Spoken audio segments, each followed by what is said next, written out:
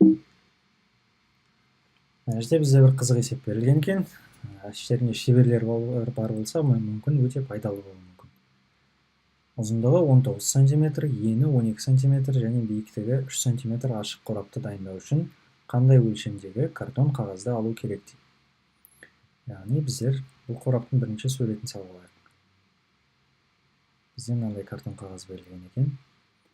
Бұның ұзындығы 19 см, ені 12 см және биіктігі 3 см болатын қорап.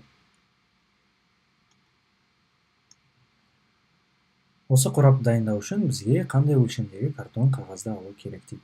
Бұны бірінші біздер салып алу үшін біздер мына жеріміз 19, мына жері 12 болады. Бұның жазбасын салайық бірінші. Оны салу үшін біздер төбесінен бастаймыз әдеттегідей. Төбесі бізде. Мына жері бізде 19, ені 12 болды. Бұның сол жақ жағы қандай болады? Бұл сол жақ жағы бізде биіктігі 3 болғандықтан мына жері 3 болады, мына жері 12 болады. Оң жақ жағы дәл сондай болады, иә? Мына жері 3, мына жері 12 см. Астыңғы жағы және үстіңгі жағы.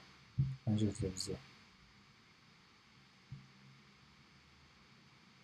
мына жағы 3 см болады, мына жері 3 см болады және мына жері 19 см болады. Мына жерінде де дәл солай болады.